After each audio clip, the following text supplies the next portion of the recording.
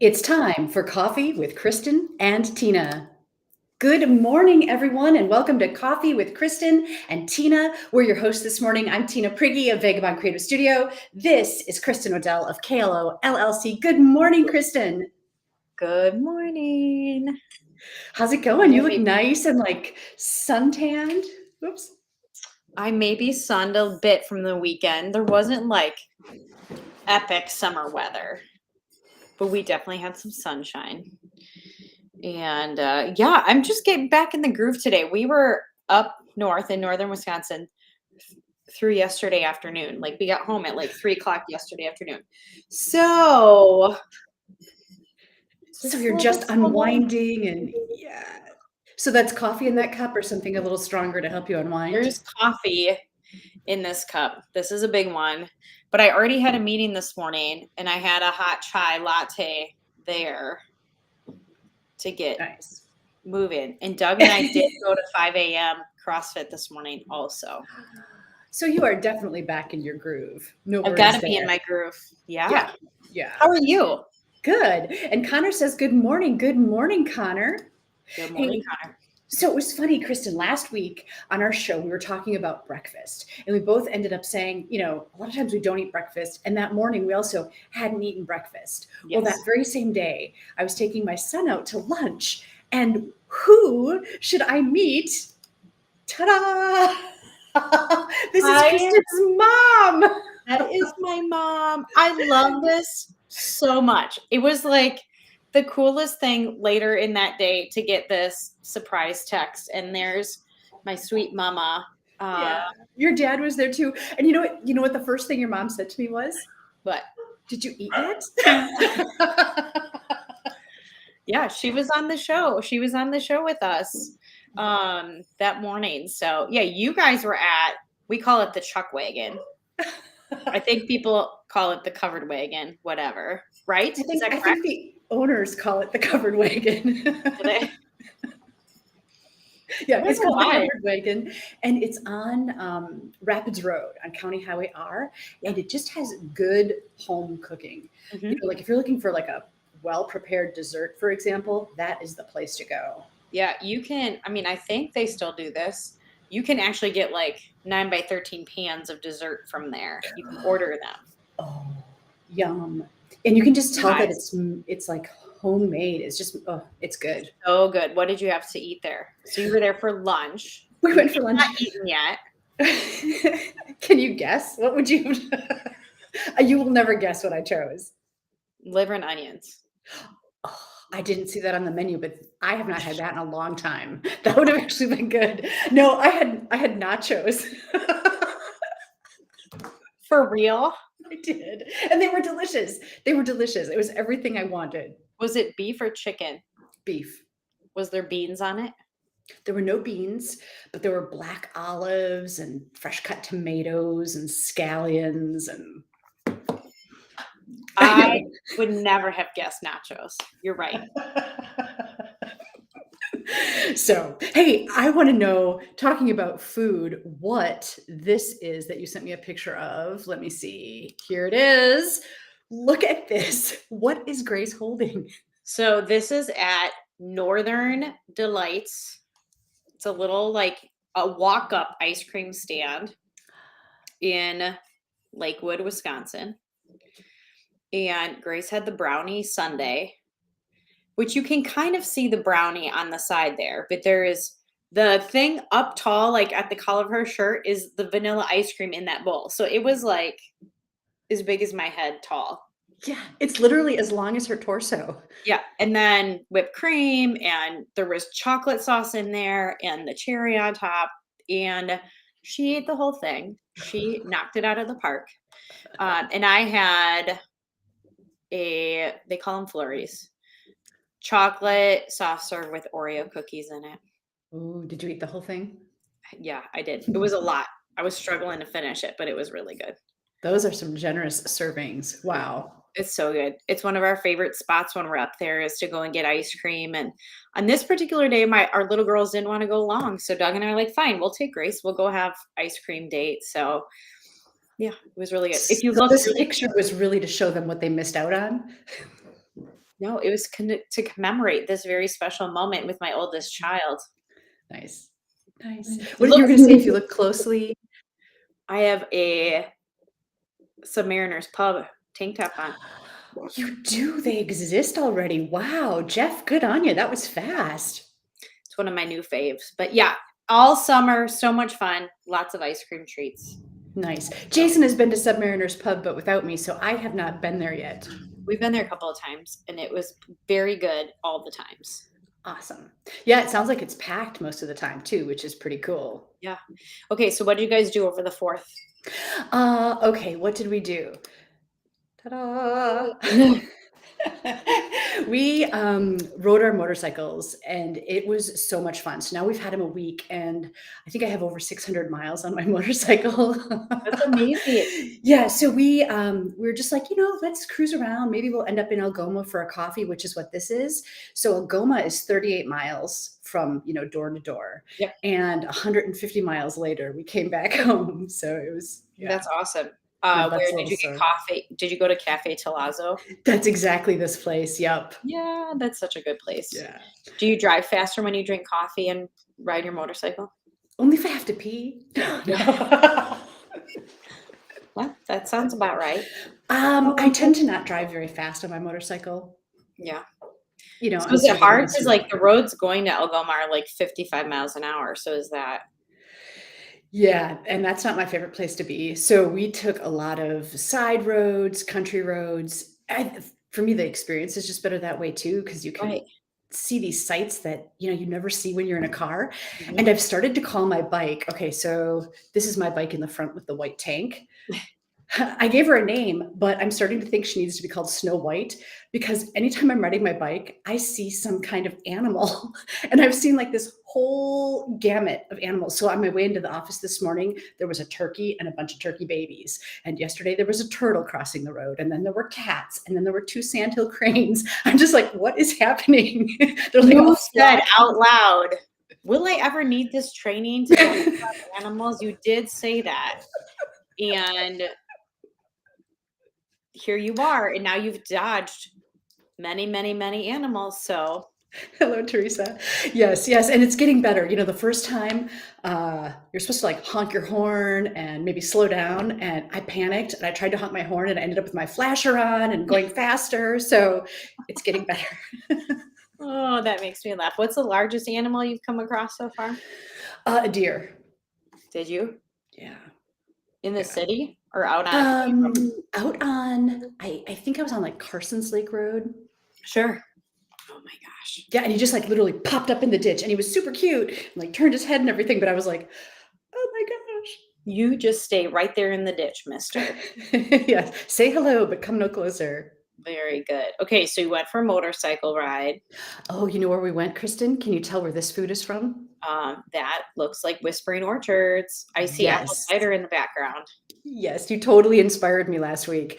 I was so hungry thinking about Whispering Orchards after our conversation. Okay, I'm so glad you took a picture of this because we talked about their French toast. What flavor is this? Because it's clearly has some flavor in it. They should say that it's heaven, but it was blueberry and rhubarb. That, sounds amazing. So you can see like how thick and amazing those slices are. It's so good. And the bacon too. Look at those thick, crispy.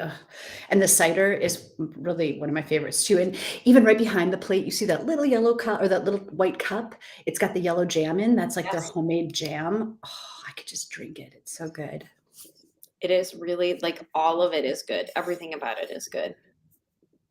I enjoy it so much. Me too. Yeah. So viewers, if you haven't treated yourself to Whispering Orchards, I highly recommend it. It's worth the drive. It's on Double M for good. We've talked about it for 2 weeks. If they haven't gotten the message, the public service announcement by now. And this is just a little breakfast I made at home the other day. After feeling bad that I don't eat breakfast and publicly admitting it, I've been trying to put at least something in my belly before I start the day. Yeah. Very nice. Good morning, Cindy. Cindy's on. I feel like Cindy's up north. I wonder, she might be sitting at the lodge using their Wi-Fi to watch the show right now. That's very impressive. There is not, where we went up north, there is not good cell phone reception. which I personally appreciate. I put my phone in airplane mode, only use it to really take pictures over the weekend. The dock. See, I knew she was up north. She's on the dock. I'm impressed she can get the show on the dock. Yeah, because let's put a picture. Is this the dock that she's talking about? It is. Nope, that's not. That's the dock next to theirs. Okay. If you have the Anyway, picture I of love Rosie this and picture. Nora fishing, that's the end of their. There you go. So this is where Cindy is right now watching the show, and she's able to comment. This is her view. Nice. Except for it's nice. maybe sunrise instead of sunset. This was sunset, but Not not is a this bad. sunrise or sunset? That is sunset. That is beautiful. Isn't it amazing? Yeah. We went up Friday after work and got a prompt pontoon boat ride for my Uncle Peanut and cruiser on the lake. And yeah, it was stunning, just stunning. And on Saturday, Doug picked up stuff for the girls to go fishing. And so some of those other pictures are the girls fishing off the dock, which they caught sunfish and bluegills and perch. And isn't that great? A great shot. I love it. So then did you eat the fish or do you catch and release, or how does that work? All catch and release.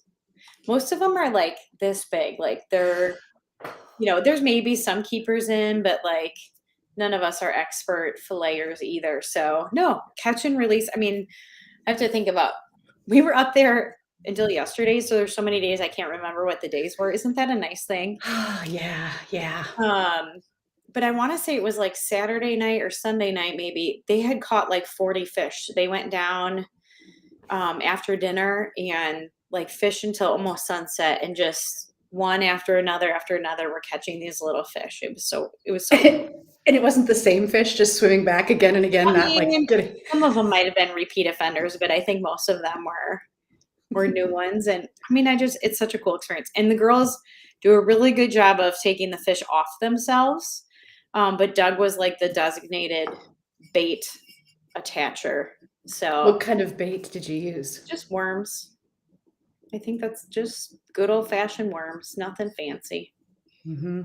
I feel bad. My dad, I know, tried to teach us to fish, but I didn't want to touch the worms. I didn't want to touch the fish. Yeah. I didn't really have the patience to sit around. So I guess it wasn't.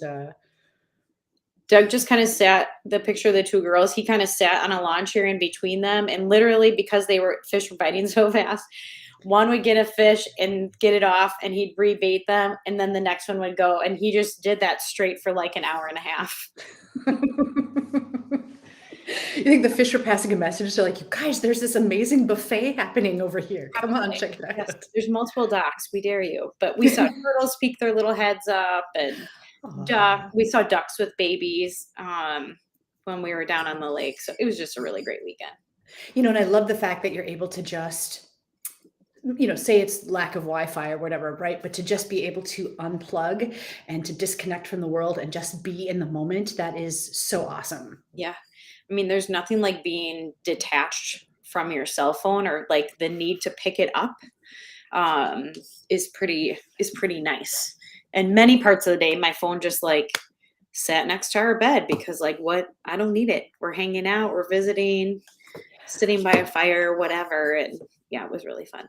Yeah, it's beautiful. That's kind of how I feel too when I'm riding the motorcycle, right? Like that's what gets your focus. That's what gets your concentration. And being in that moment, it just fills up your senses in a way that, if your nose is in your phone or if you're constantly preoccupied, you just don't have that same experience. Yeah. Here's the Kristin and Tina challenge for today. Find 1 hour today to put your phone in airplane mode and put it away. Mm-hmm. How does that treat yourself to do that? I love that. Mm-hmm. Try that and let us know. Give us a comment on how it felt. Was it hard? Were you antsy? Did you feel good? Mm-hmm. Was there some relief and some serenity? Was there anxiety and stress? Yeah.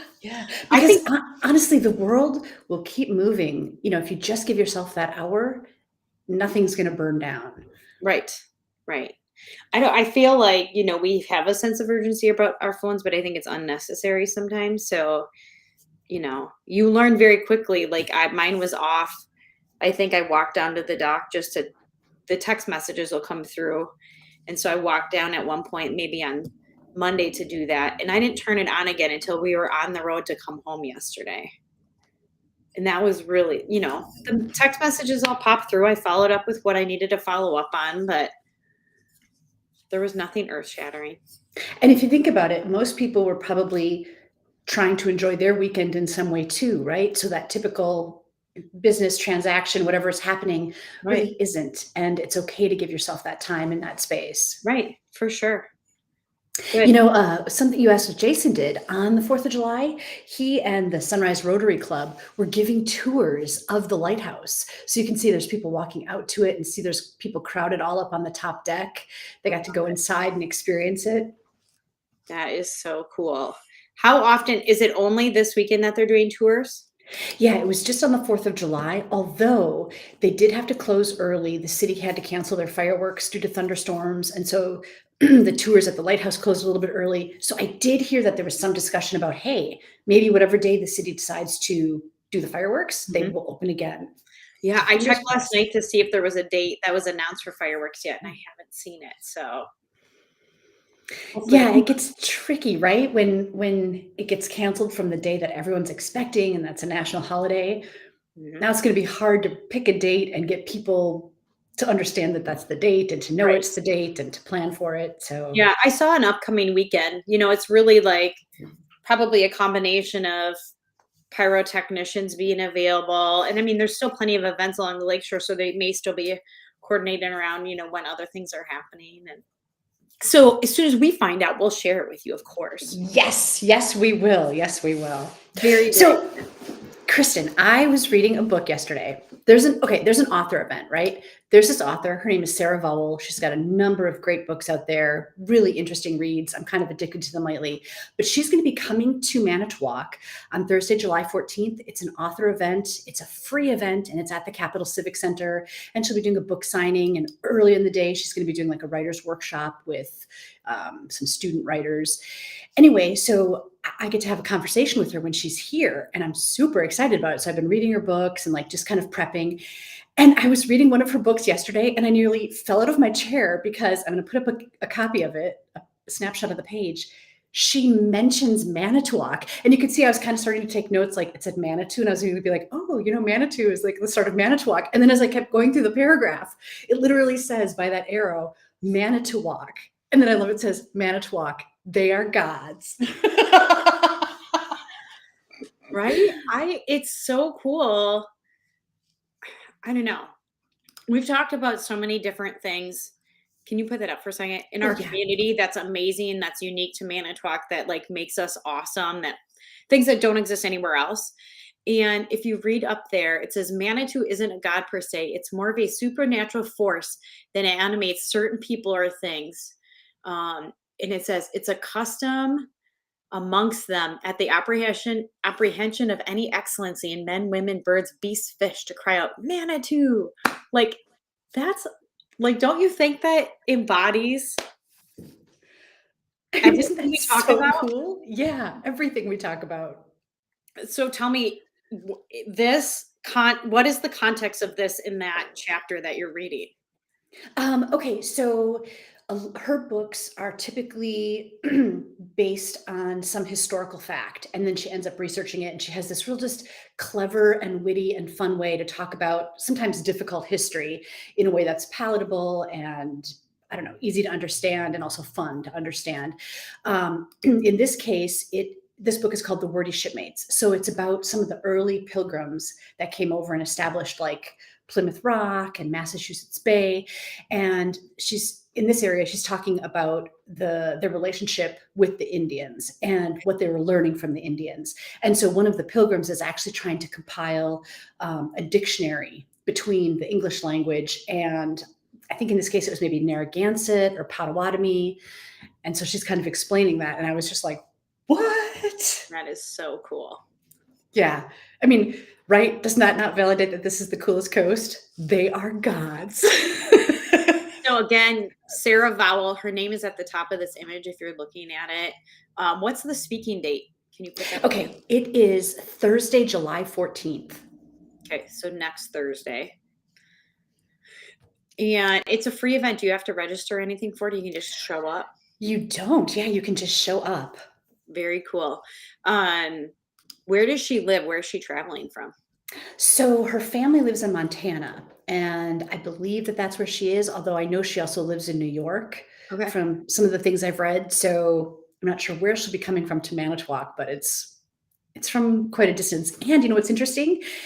People who have watched the movie The Incredibles, Yeah. she's the voice of the daughter in The Incredibles. That is so cool. That's incredible, I love right? her little it's incredible. I love her, little voice in that movie. Yeah. Yeah, and that's her voice. I've listened to a couple of her books on tape too that she's narrated, Yep. and that's literally just her voice. It's not like she's putting on an accent or anything. So her writing is nonfiction? Right. Is it an opinion piece or is it a more of a documentary?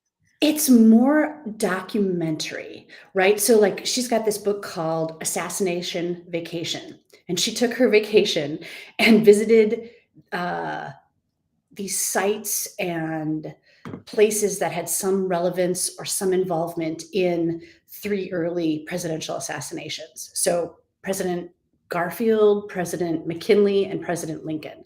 So, there's all of this fact around it, but in a really witty way, and then it's such an interesting perspective because she's, like, you know, visiting a house where they grew up and, like, talking to the people that live there or researching some document.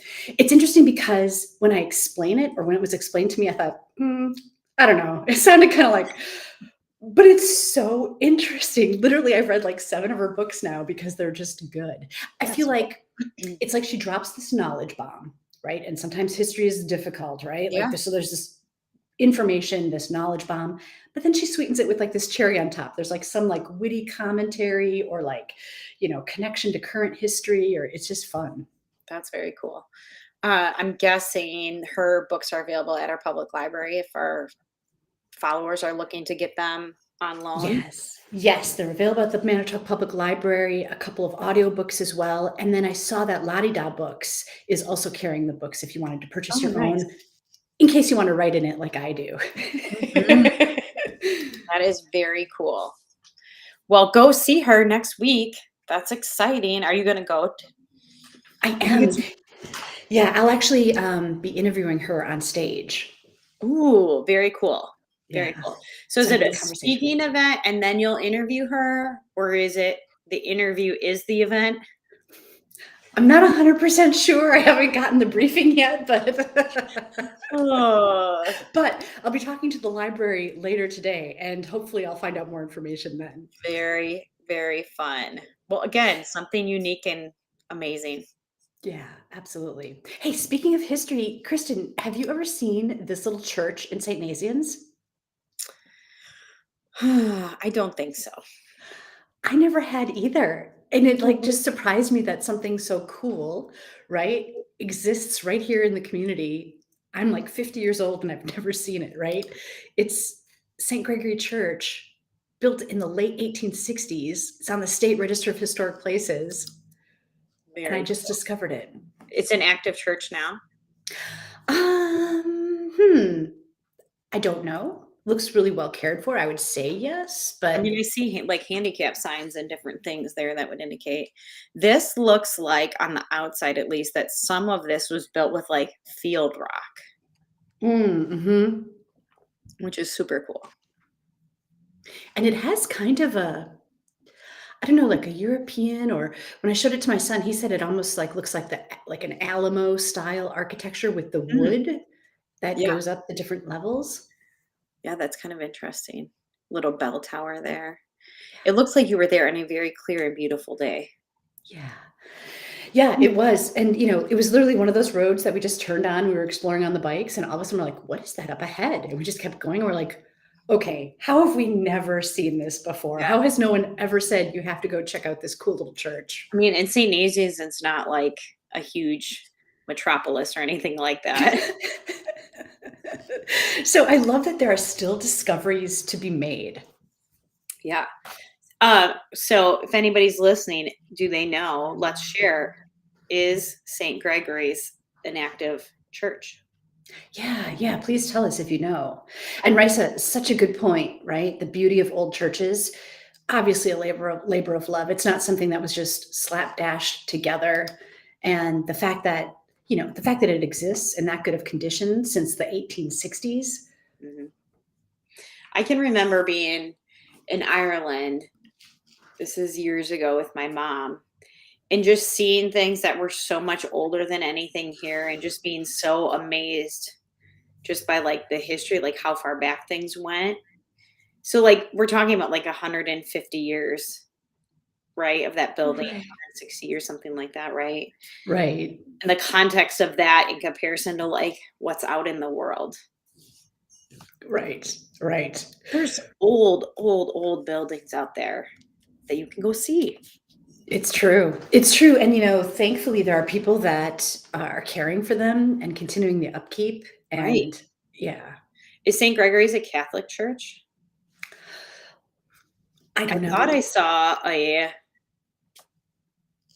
in front of Virgin Mary, which I think would indicate Catholic church, but Oh, let's see. Oh, it looks like a Mary. we'll get the details, or somebody is going to give them to us. Somebody, if you know, tell us more. And are there other little hidden treasures like this, sprinkled throughout Manitowoc County that you know of that you want to tell us about? Because it's pretty cool. I think the answer is absolutely yes. 100% yes. Don't you think? I'm definitely. I mean, the fact that we just, came upon this and didn't know about it, assuredly, there are definitely more places. So if you have a place that you want Tina to go and take pictures, send them to her at Coolest Coast, and then we will talk about it on the show. Yeah. I just want a reason to get dressed up like this and have a destination so I can take some photos. I see the Quick Trip in the background, which Doug affectionately calls the KT Lounge now, because that is sometimes the place that he goes for lunch. Nice. So this Quick Trip is actually in Luxembourg, which it is the nicest Quick Trip. And I love Quick Trips. I almost always gravitate to Quick Trips, right? Because, there's a decent selection of food and clean restrooms and right. And in Luxembourg, it blew me away. It was like a next level up Quick Trip. Have you been to that one? I know where that one is. I can't remember if I've been in there or not. I think that's Doug's spot for deer hunting.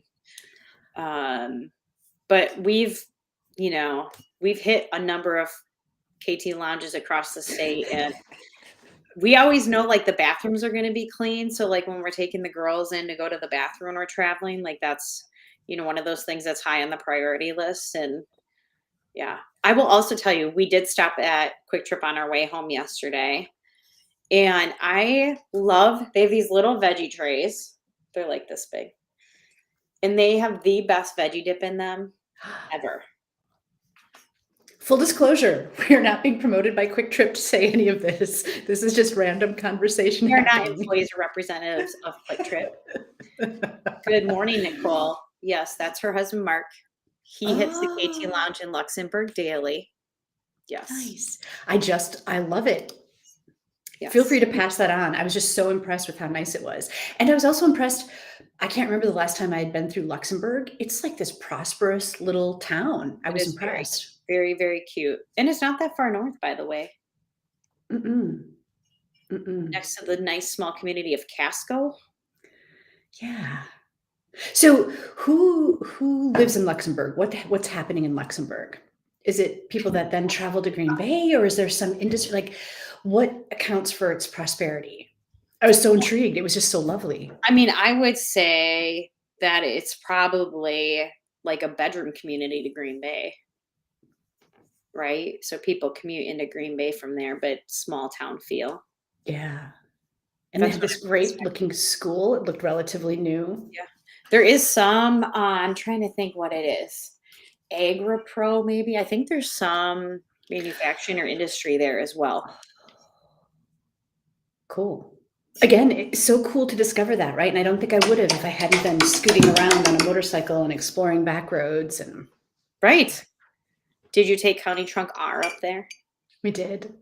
Yeah. And Maribel Caves was having tours of their caves. So we stopped out there just to have a little rest stop. Cool. And Maribel Caves Trinity Park and Lower Cato Falls Park, by the way, have brand new facilities. So there's like a covered shelter where if you wanted to have a picnic or just get out of the sun and rest, and the bathrooms are really nice. I'm really impressed with the care that they've done in those county parks. Right. Cato Falls has a new playground. Yeah, it's awesome. Hey, really quick, because I know time always flies. When you go on a lighthouse tour, what can you expect to see inside the lighthouse? Okay. On a lighthouse tour, you get to explore all of 5 of the levels. So you get to even go up top by the light. I think that that's fascinating, seeing the light. There's also a couple of portholes, like, round windows. And so you can see out and look back across the coast. It's interesting because one of the levels has like hardwood floors and is a little more finished looking, like that's maybe where they would have been living life. Yeah. And I don't think that it's furnished or anything at this point, but it's just kind of fascinating. It's got a little like metal spiral staircase that goes up. And Is there like a kitchen facility in there? I don't think so. Okay. I don't think so. It's very cool. But they have electricity operating out there. Yeah. We've seen the lights on it. We've walked out and seen the lights in the windows and stuff before, but yeah. I've heard that the new owner wants the lights to be illuminated just because it looks so beautiful, like this little jewel at night then sitting out there. Is totally a jewel at night, for sure. It's the beacon of Manitowoc. Did people have to reserve spots for the tours? They did not. Nope. And about 700 people went through, they said, on 4th of July. All right, friends. So if that becomes available again as part of some additional fireworks celebrations, we'll keep you posted and share that, because I think that's so neat. Again, a piece of history. How long, do you have any idea how long our lighthouse has been there? I do. Give me a second. There's I love that girl. Sure. Give me a second. 1822. Am I reading that correctly? So that's when the village was established at the mouth of the river. The first lighthouse, 1839. And then the current lighthouse was 1895. 1895. Wow. That's super cool. Right? And so there used to be an actual lighthouse tender that lived out there. Yeah, I remember. I have heard that story before. So cool. Yeah. So awesome. So great having a conversation. I can't believe it's already past 9 o'clock. Thanks for watching this morning. We really appreciate it. And we enjoy all of your comments and participation as well. Stay well. We'll keep you updated as we learn more. And we'll see you next time on Coffee with Kristin and Tina. Bye, everyone. Guys, have a great day.